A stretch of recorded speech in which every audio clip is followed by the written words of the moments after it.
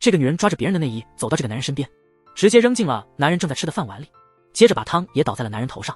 男人无奈的只好擦了擦脸。这个男人叫吴树，是个赌场老手，依靠自己精湛的技术，和朋友们在赌场里风光无限。他的身边总是围绕着女人和马宁，但就是这样的他，却有一个病态般爱他的女友。这一天，女友把金社长私藏的70亿资料悄悄放进了吴树的保险箱，结果吴树被追捕了。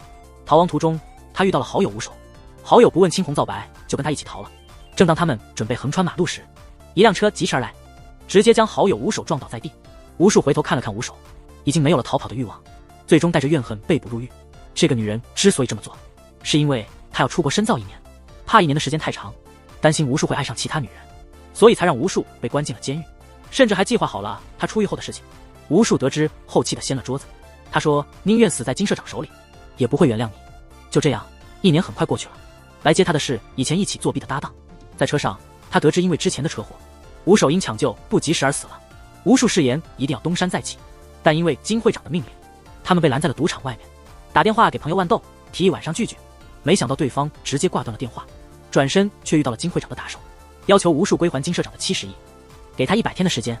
离开时还不忘给吴树一刀，说这就当是利息。这个男人打电话召集小弟，要求所有人都到，一个都不能少。就在这时，吴树出现在他面前，砰砰2拳打得漂亮极了，一脚将这个男人踢倒在地。男人趁机想拿起手机叫小弟，却被吴树一脚踢飞了。他抓起男人的衣领抵在墙边说，其他人或许可以，但你绝不行，是我在你饿的时候给你饭吃，救过你的命，还帮你买了房子。就在这时，男人的小弟们赶到了。男人见状便拼命的呼救，但双拳难敌4手，何况是那么多人。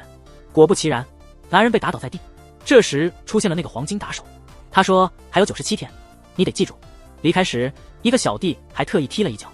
吴树颤巍巍地走向天台。这时，一名自称是远大集团律师的人出现了，他在找董事长的儿子吴守，因为在韩语里手和树的发音相同。他看着手中的名片，吴树想起了他的好兄弟，曾开玩笑说自己是富二代，只因为父亲又娶了后妈。他随母亲离开了家族，想到金社长的70亿和自己的境遇，这似乎了他唯一的出路。于是他声称自己就是吴守，她是韩国顶级财阀的富家女，因为从小失明，内心感到孤独和冷漠。这天，吴英收到了一个快递，是他哥哥寄来的信。原来吴英还有一个年龄比他大2岁的哥哥，他从小随母亲离开了家族，此后一直未曾联系。得知哥哥每月都会寄信给他，他却从未见过这些信，这些信都被恶毒的后妈藏起来了。他回家整理行李准备去找哥哥，这时后妈来到了家中，急救室的警报突然响起，是他那副好老公的警报，但他却静静地站在门外等待。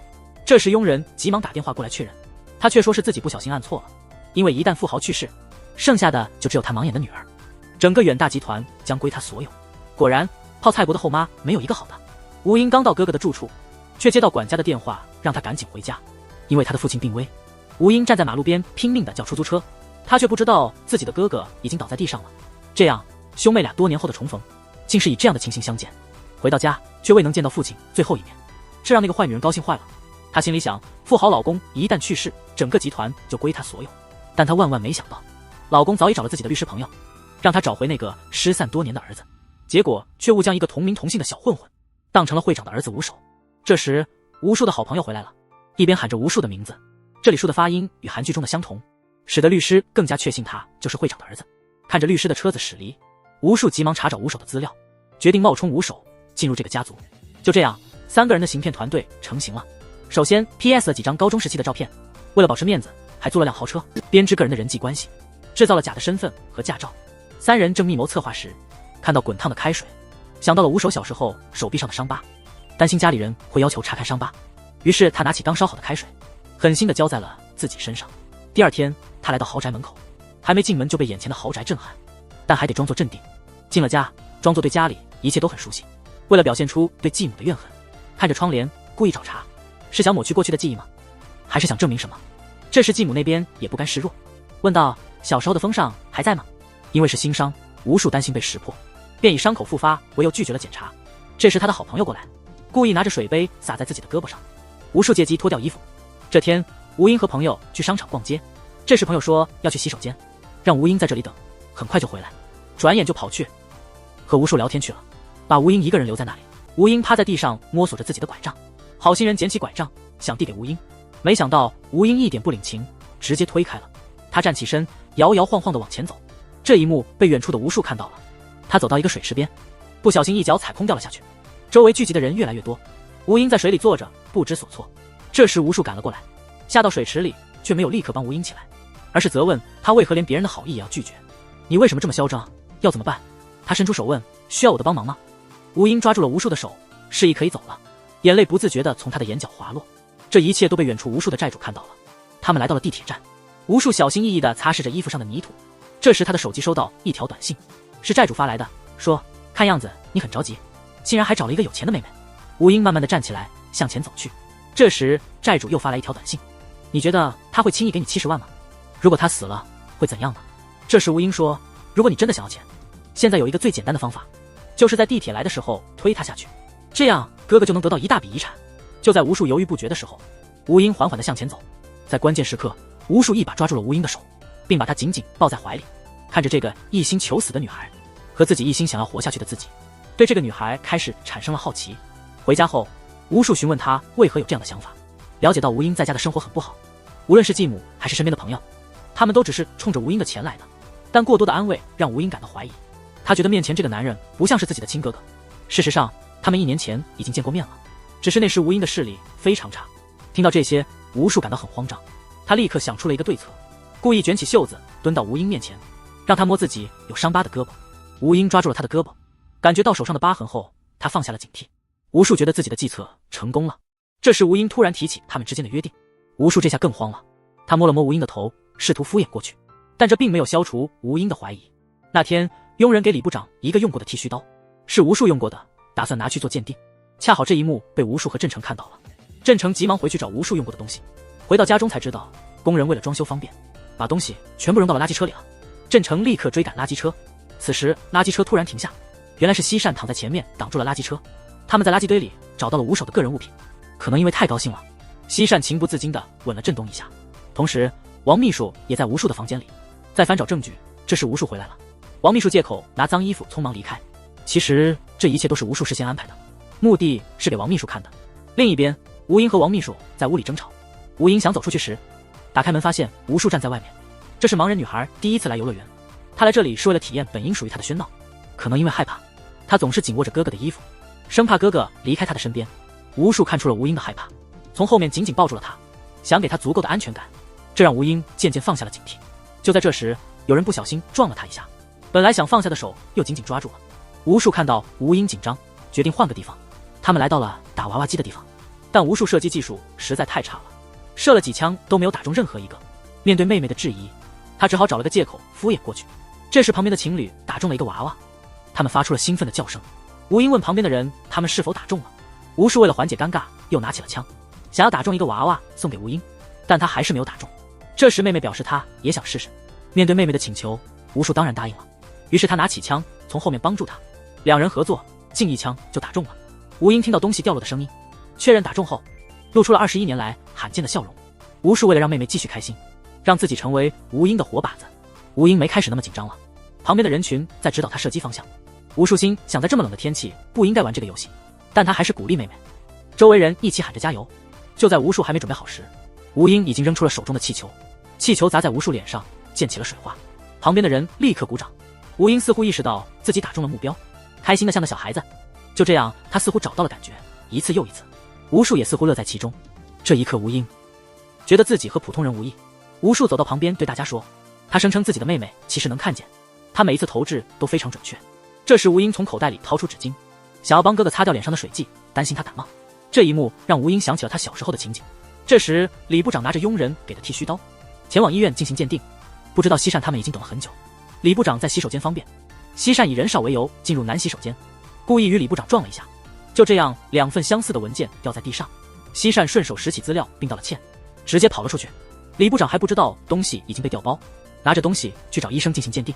女孩感觉到了男人的存在，正当男人准备出来时，幸好一只猫打破了屋内的宁静，女人因此放松警惕离开了。吴树就这样被关在屋里了。通过录像揭露了一个惊天大秘密，原来吴英的失明是脑瘤引起的。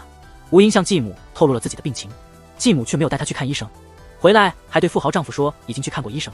吴英想向父亲揭露真相，但是父亲被继母迷住了，不会相信孩子的话。吴英的病情逐渐加重。吴树看着墙上的照片，又发现了问题。原来吴手身上的疤痕在左边，而自己故意烫伤的却在右边。这时西善从后面出现，说已经帮忙调包了 DNA。看着吴树手里的照片，也明白了事情，一把夺过来，直接撕毁，表示以后就没有这种证据了。离开时，随手将墙上的照片放进口袋。聪明的西善通过2张照片，猜到这些是吴英妈妈喜欢的花种，于是邀请楼上的吴英一起种花。他们一起种花，一起浇水。吴英摸着熟悉的花朵，回忆起美好的童年，更加相信眼前的人是自己的亲哥哥。在气氛的渲染下，4人很快开始玩水仗。吴树在玩水仗时也在照顾吴英，吴英笑得非常开心。第二天，吴树带着吴英去买衣服，买衣服时不停地夸自己长腿和帅气的脸庞，让女孩们都会心动，逗得旁边的吴英开怀大笑。其实吴树主要是想为吴英挑选衣服，目的是让吴英在同学会上显得光鲜亮丽。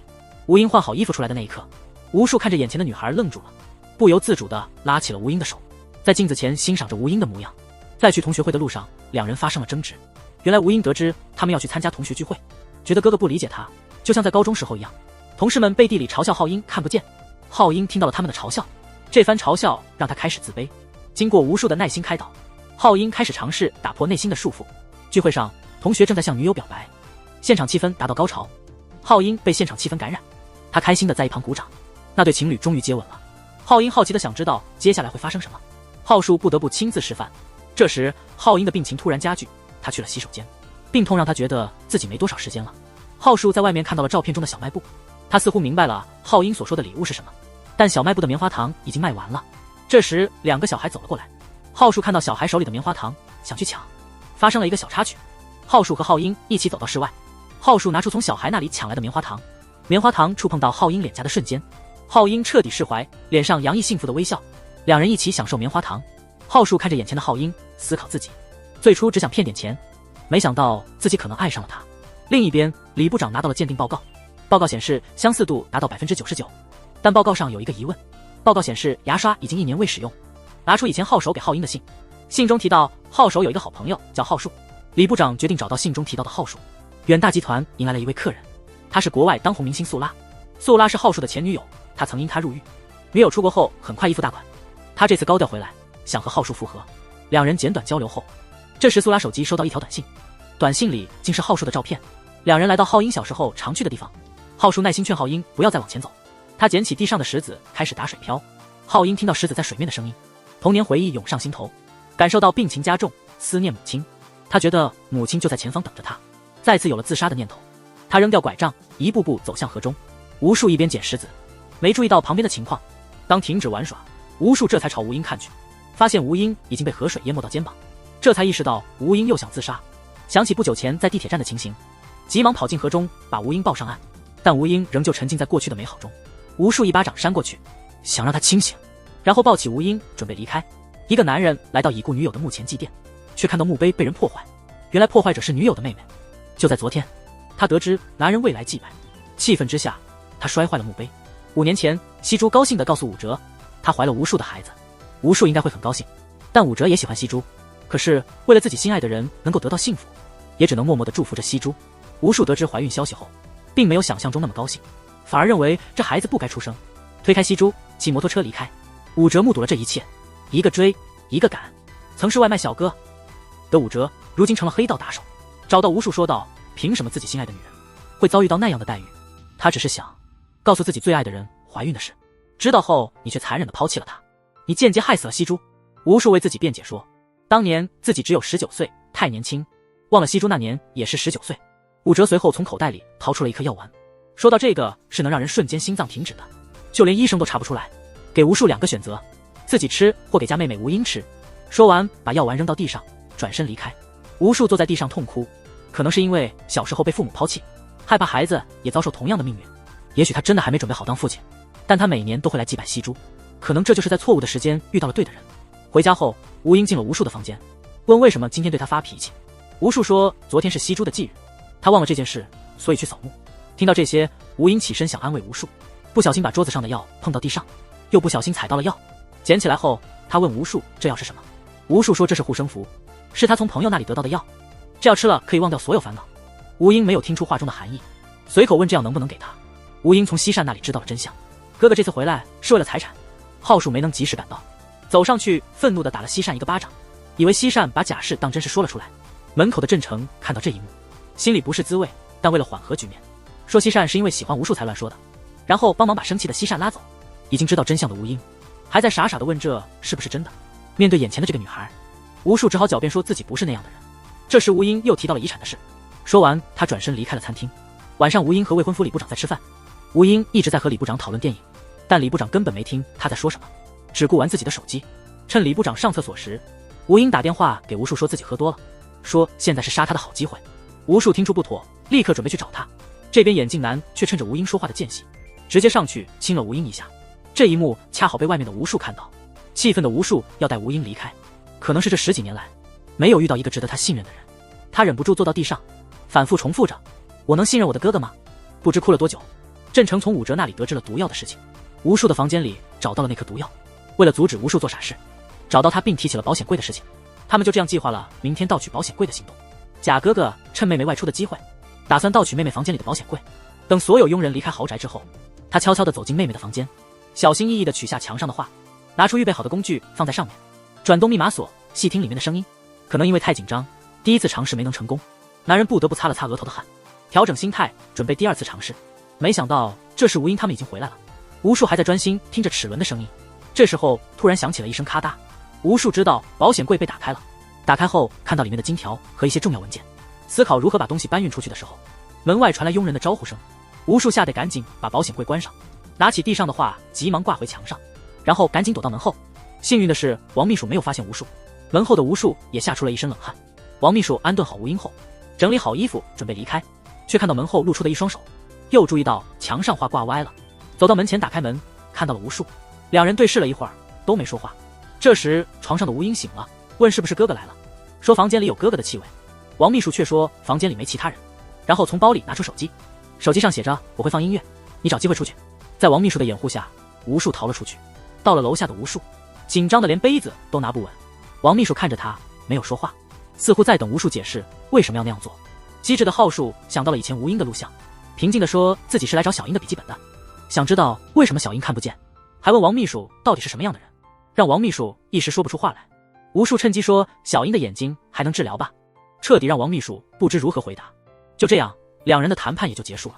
第2天，吴树的病态女友为了找他，前往吴树以前居住的房间，发现他现在冒充远大集团的财阀少爷，愤怒地准备向李部长报告这一情况。与此同时，浩英独自一人去了商场，但因病情加剧在商场晕倒。同时吴树接到了武哲的电话，武哲告诉他陈苏拉即将会见李部长，幸灾乐祸地透露已经告诉陈苏拉吴树的所作所为，不清楚他是否会向李部长透露。吴树在车上焦急地思考对策，紧接着接到了吴英的电话，毫不犹豫地决定去救吴英。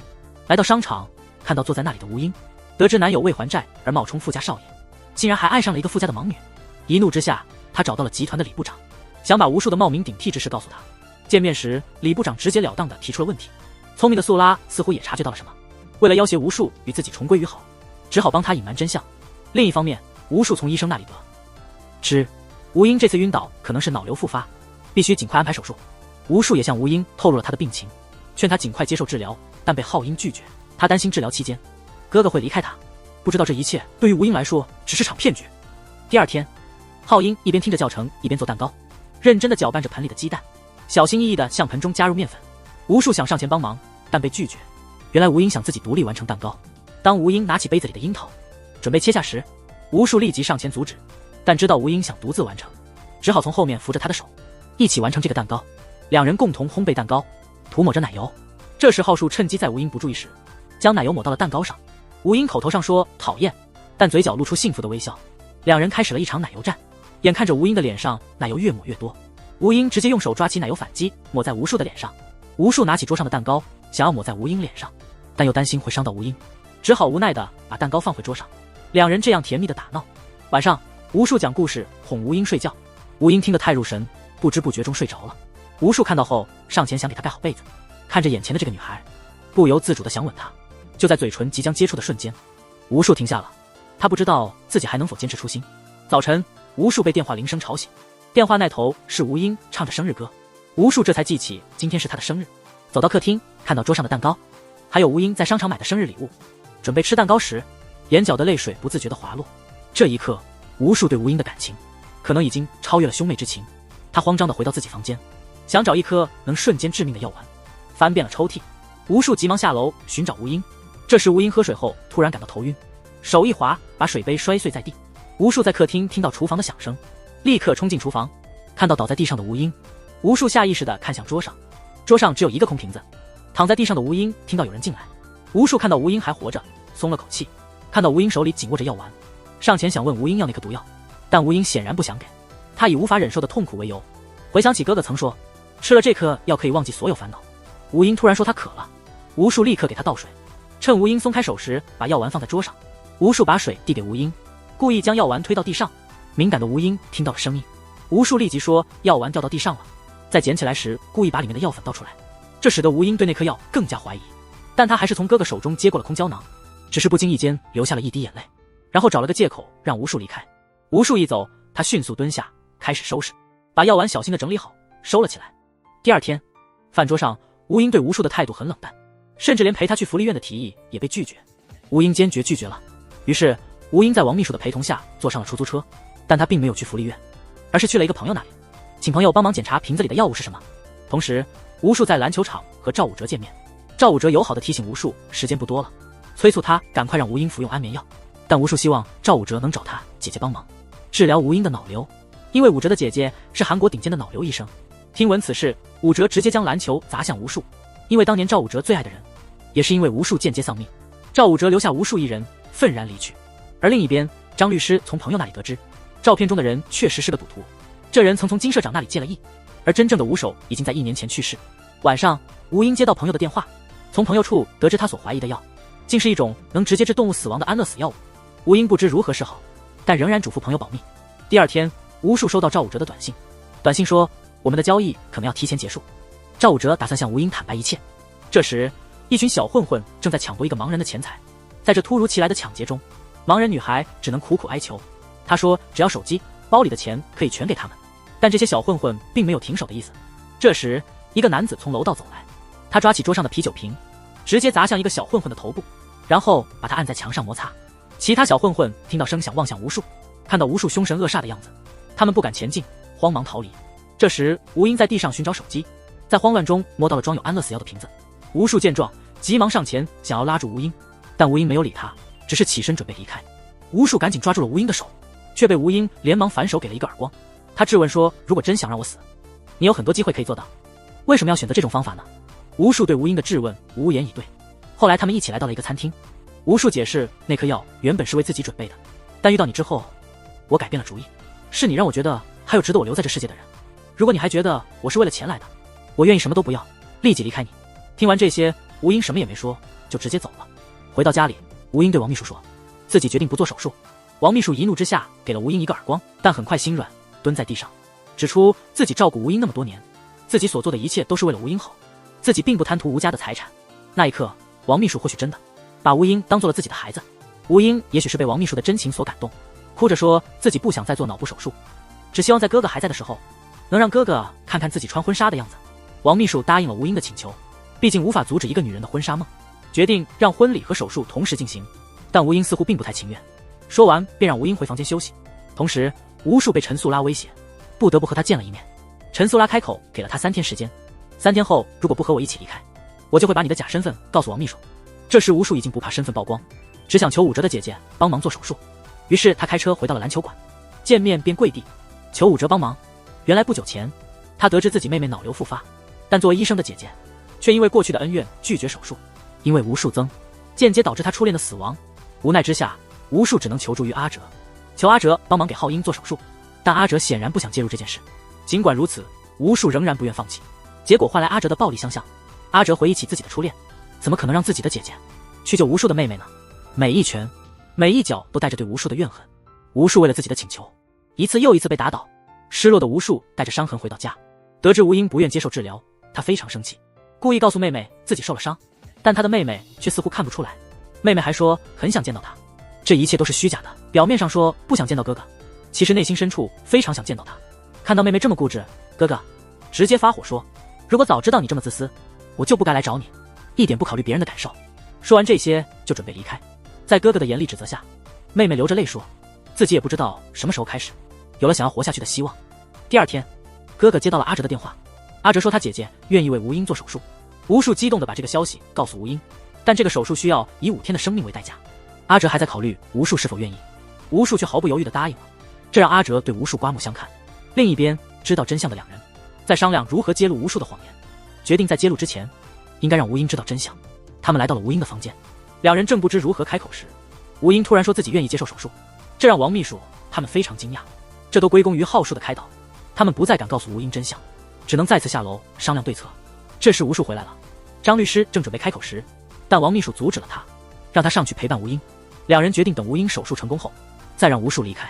第二天，吴树找医生询问吴英的情况，即使是经验丰富的脑科专家，也只给出了手术成功率10%的预测，建议吴树不要浪费时间，让吴英享受剩余的生活。可能因为害怕失去吴英，吴树打断了医生的话，说道：“你是最权威的专家，对吗？你肯定有办法治好他。”然后走到外面的角落。此时的吴树忍不住哭泣。过了好一会儿，他调整好情绪，接到了前女友素拉的电话，他威胁要在3天内和吴树私奔，否则就会揭露吴树的秘密，还说吴英的亲哥哥已经意外死亡，他要把这一切告诉吴英。此时的吴树已经不在乎这些了，他只想着如何治疗吴英。回到家，看着熟睡的浩英，手上还缠着风铃，想起了白天医生的话，害怕病魔随时会夺走他，眼泪不由自主地滑落。他终于鼓起勇气，轻轻地吻了她。就在接吻的那一刻，吴英突然睁开了眼睛，浩英隐约看到了吴树，他心跳加速，内心激动，这是兄妹间的感情吗？此时吴树还不知道吴英已经醒来。吻了吴英之后，吴树去了他的秘密基地，找到了一台 DV 机，因为他知道陈素拉会告诉吴英一切，于是他坦白了自己的身份，向吴英表白自己的爱意。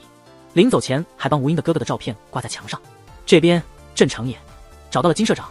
第二天，郑成找到吴树，让吴树一起离开这里，但吴树拒绝了，因为这一次他想为吴英正大光明地做一件事。回家的路上，吴英一直在回想昨晚的情景，他坚决要求以后不再同房睡觉。吴树听后并未放在心上，只是紧紧握住吴英的手说不行。吴英提到了昨晚的事，并询问原因。看到哥哥这样，吴英感到不解。吴英马上下车打电话给王秘书，让王秘书过来接他。与此同时，医院为了治疗吴英，进行了一次模拟手术，但模拟手术失败了。医生非常沮丧地打电话给吴树，向他说明了情况。吴树找到了当年治疗吴英的医生，如果不是那位医生的错误，吴英的病情也不会拖延至今，这导致手术成功的可能性非常小，这让所有希望都破灭了。吴树怒气冲冲超车追上那位医生，他从车里拿出事先准备的玻璃瓶，用玻璃瓶砸破了医生的车胎，将医生从车里拉出来痛打一顿，心里想最后的希望也没了，只能眼睁睁看着心爱的妹妹等死，脑海中全是与她共度的美好时光。吴树回到家，想要多陪陪吴英，但吴英把他拒之门外。吴树请求只要让他进去，哪怕睡在床底下也可以。男人找理由总是一样，不管怎样，先进房再说。但吴英仍然不愿让吴树进门。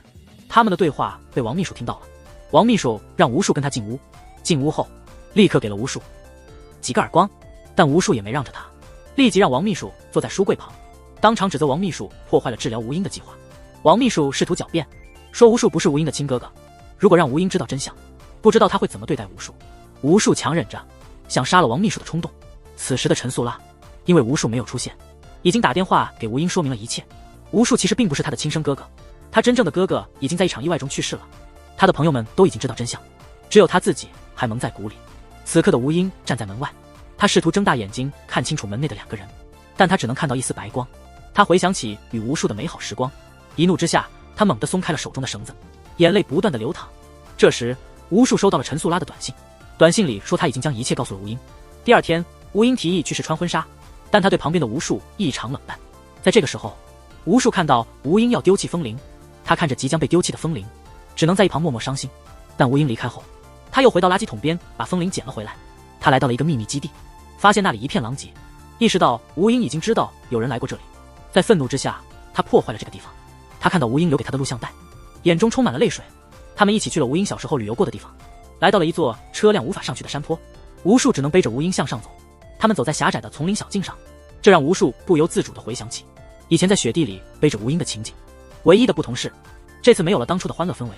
吴英不断地挖苦他询问着一些童年的往事，并不停地问吴树是否还记得。不知不觉中，他们走了很长时间，最终来到山上的一座别墅。吴树发现别墅内部一片狼藉，连基本的食物都没有，但吴英坚持要在这里住下。无奈之下，吴树只好同意。吴英还不断提出各种要求，让吴树去砍柴生火。到了晚上，他们俩坐在屋内，将所有事情摊在了桌面上。吴树知道自己再也隐瞒不下去，听到吴树坦白后，吴英仍然不愿意接受这个事实，他转身就想离开。这时吴树起身拉住了吴英，结果被吴英狠狠地给了一个巴掌。女人的巴掌总是快准狠。吴英表示，现在是真的该说再见的时候了。吴树一言不发地站在那里，然后他转身离开。尽管吴英也爱着吴树，但他一时难以接受哥哥的死，并且痛恨自己的失明。他恨自己爱上这样的人。失明的他失去了生活的意愿，故意让佣人离开。他摸索着桌上的水果刀，走进了浴室。因为是第一次尝试自杀，他显得很不熟练，在浴缸旁坐了很久，最终鼓起勇气，将手缓缓伸进满是花瓣的水中。他害怕疼痛，先用冷水冲了一下，这样做可以防止血液凝固。鲜血开始从手指滴落，随着水流流入下水道，仿佛是在和这个世界告别。就在这时，吴树从楼下冲上来，推门进来，看到昏迷在地的吴英，看到他血迹斑斑的手腕，他急忙抓住吴英，大喊大叫。无论吴树如何呼喊，吴英依然没任何反应，他依旧处于昏迷状态。与此同时，赵武哲送走吴树后，背后驶来一辆车，车上的人一下车就挥刀向他砍去。赵武哲已经因病痛而虚弱，他的身体非常虚弱，但他还是挡下了这致命一击。凭借着剩余的力气，他打断了那个小混混的左手，让那小混混无法再混入黑社会，并让他直接离开。虽然赵武哲挡住了刀，但他挡不住疾病的侵袭，最后倒在地上。与此同时，吴英在医生的治疗下苏醒了。苏醒的吴英摸着旁边睡着的吴树，听着吴树以前录制的视频，里面有很多未曾说出的话。吴英通过视频表达自己的感情，说他真的非常爱他，这段时间一直在想念他。听后，吴树抱着头痛哭，他也一直在思念吴英。不知不觉间过了很久，吴树哄浩英睡着后，亲了一下他，然后告别，因为他有自己的事要去做，那就是参加金社长安排的赌局，戴上吴英送的手链，在吴英注视下离开别墅。他是韩国的赌神，江湖上人称大聪明。这次他参与了一场生死赌局，但今天他状态不佳，明明手中有最大的牌，即便队友都认为稳赢，他却选择了不跟。队友惊讶地看着他，一次又一次，让对手都觉得无趣。队友忍不住叫吴树出来。郑成生气地质问吴树，问他为什么那么做，是不是疯了？听到争吵声的金社长也走了出来。原来吴树早就知道金社长挪用了公款，如果这次不能帮他赢钱，他的下场会更惨，所以他一开始就选择不跟，目的是让金社长也参与赌局。没有退路的金社长也只能参赌。来到赌桌前，这时的吴树不再隐藏实力，三人决定全压。而郑成则给外面的朋友打电话，担心他们赢了钱却出不了门，让外面的朋友一旦有情况立即报警。这时金社长发出得意的笑声，原来他手上有好牌。第一个对手看后选择了认输，而吴树心里只想着正在手术的吴英，他把牌交给了郑成，然后潇洒的离开。郑成明白了他的意图，笑着看着吴树远去。这时金社长想看吴树的牌，但被郑成阻止了，因为只能由他自己揭示。揭开后里面竟是最大的同花顺，吓得金社长往后一仰，他怒不可遏，一把推开桌上的筹码。郑成正准备离开，这时金社长拿出手机透露了一个地址，还拿出了郑成女友的照片，最后扔下一把匕首在桌上。郑成站在一旁，眼泪滴落。吴树出来后打电话询问吴英的情况，转身的瞬间，吴树努力爬起来想看到是谁，结果出乎他的意料，最终郑成在家人和兄弟间做出了选择。吴树并没有多责怪他，只说吴英还在等他，按着仍在流血的伤口，一步一步艰难地向前走，脑海中浮现与吴英的美好时光，最终倒在地上。旁边的郑成也在不停地哭泣。1年后，一个女孩走进了一家餐厅，女孩抚摸着桌上的栀子花，这个女孩是手术后的吴英。这时，一个男人为吴英递上了一杯茶。우리 다시 만날 수 있을까? 글쎄,